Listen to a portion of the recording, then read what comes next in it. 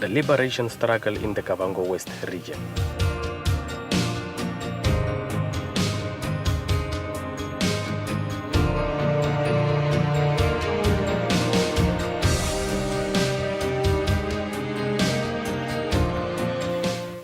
Because of its slightly higher rainfall than most other parts of Namibia, the region has agricultural potential for cultivation of a variety of crops, as well as for organized forestry and agroforestry, which stimulates furniture making and related productions. Although today the region is known as Kavango West, it is through this region that a lot of Namibians found refuge from the apartheid regime.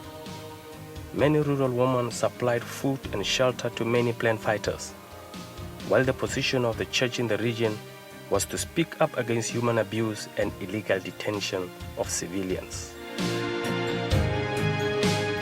The armed liberation struggle to free Namibia from the colonial dictatorship, launched in 1966 at the Omogulunkumbashi, had direct impact on the rest of the country, including the Kavango region.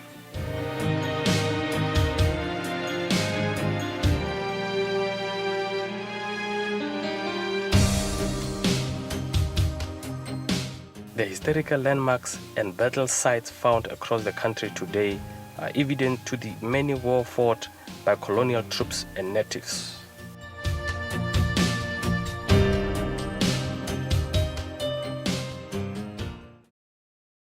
The territorial war between the Germans and the Portuguese during the First World War in Kavango resulted in many natives losing lives and their goods, while others fled the areas.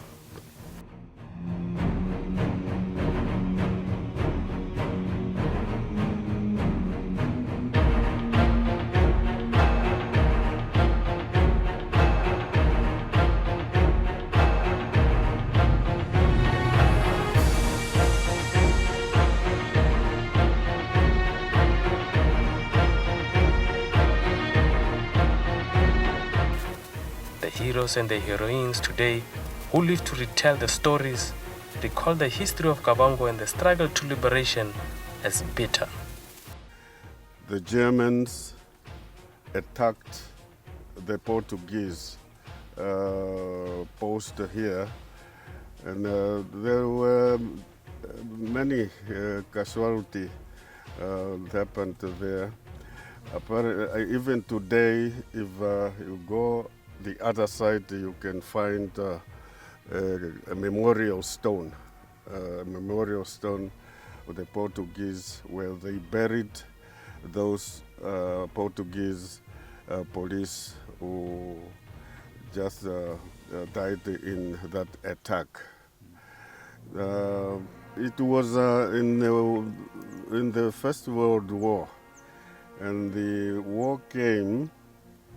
The war came that the Portuguese and the Germans fought. The Portuguese were assisted by English people, and they were defeated.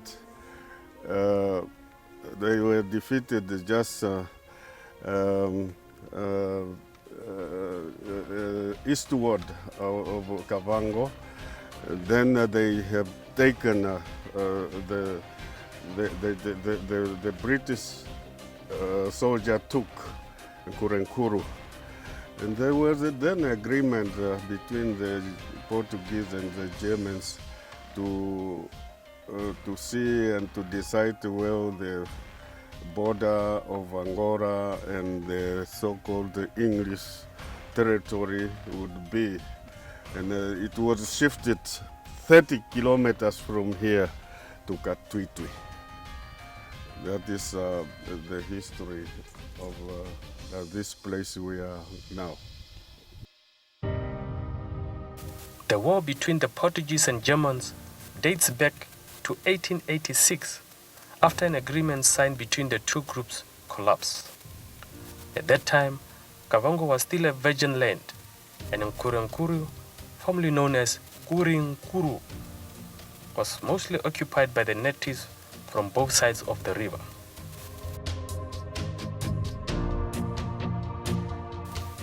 Germans and the Portuguese agreed to share the river boundaries with total disregard of the first inhabitants that lived in the area. Their interest mainly to explore the natural resources found in the area. This area was thought that there's some mines and other wildlife and so on. And yeah, that made the Portuguese just to have Nkurenkuru being included to the part of Angola. Yeah, they were, by that time apparently they were suspecting there would be oil in Tugua, petroleum and so on. Because of the fierce battle fought between the Portuguese and Germans, a lot of tombstones of those killed are still visible across Kavango today.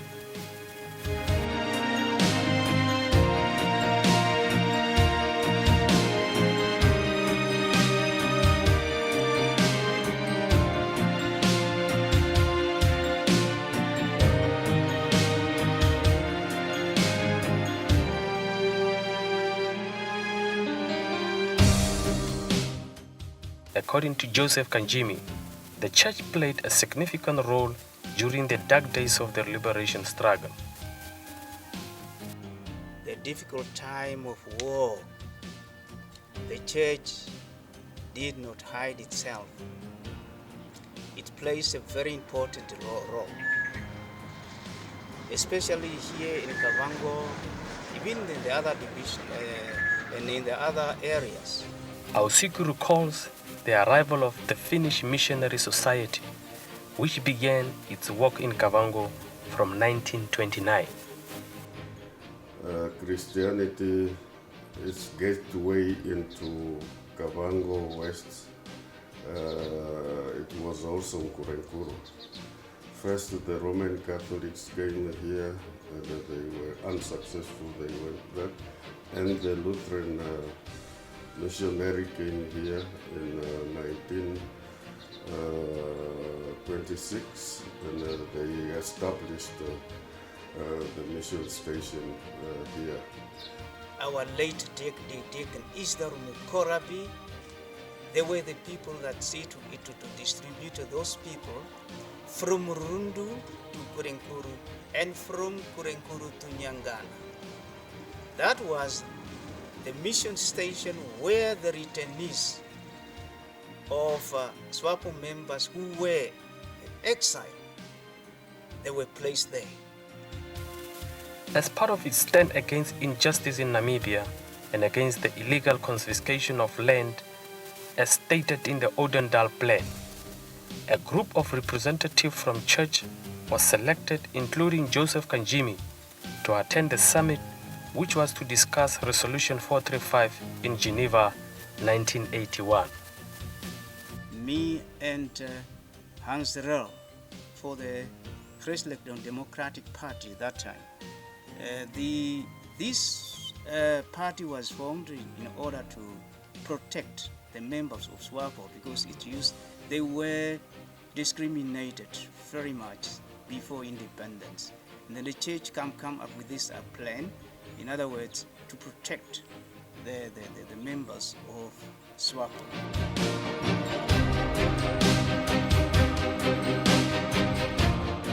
Like any other part of the country, the education system in Kavango has since the colonial era seen a transformation. That's according to Edmund Nairenge, a retired nurse and a teacher. Well, the education system in Kavango West, during that time when we followed the Cape education, it was different from the education we do have here. We do have now. We have studied in Afrikaans, and learners didn't take this science subject. They did also only took history and agriculture and Bible study and so on. So they didn't come to so far up to the university level. It was, I can say it was very low. Education was very low. Here in Kavango, I don't know what happened. Maybe because of the Cape education, most of the learners doesn't take the education seriously. Okay, this I don't know.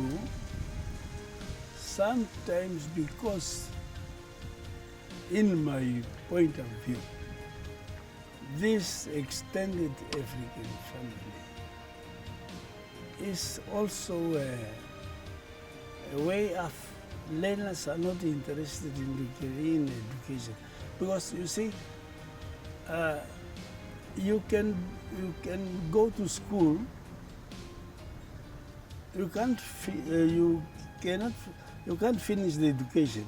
You can't finish grade 10 or you fail some grade 10, but at home, you have everything you do want as an African.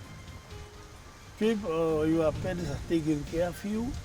Even you are 20 or 30 years, they are giving you food, you have money, you have everything. That is what is not happening to the other countries. A grown boy, 20 years, is adult person. He can be alone, but it's different here in this area. That is the reason why learners are not so very interested in education. They do have everything at home. Today, some of the challenges faced by the Kavango West region is the high number of teenage pregnancy, and this is due to lack of parental involvement in nurturing of their own children. Extended African family, not interested in going further. So in the past, I can recall the time I was at Tondoro or at Debra. It was not like this. The church has taught us what is marriage and what is sex and so on. And now, the most important thing we need now is, we lack of thing we do have is sex education. They don't know. I can say that even me, with my children, I do not talk about sex. But now, if they don't know, if the children doesn't know the danger of having sex before marriage, it is easy for them to do that because the parents does not care. They don't care. They just leave their children go, the boys and girls, but in the past it was not like that. As Serendinda writes, Namibia was territorially contiguous to South Africa. The apartheid regime could rearm itself at short notice. Plan combatants fully understood this and were able to hit where it hurt most. In the end, Plan's military success overwhelmed the enemy, with the Battle of Kwetokwa Navale finally sending the Boers back to the negotiating table.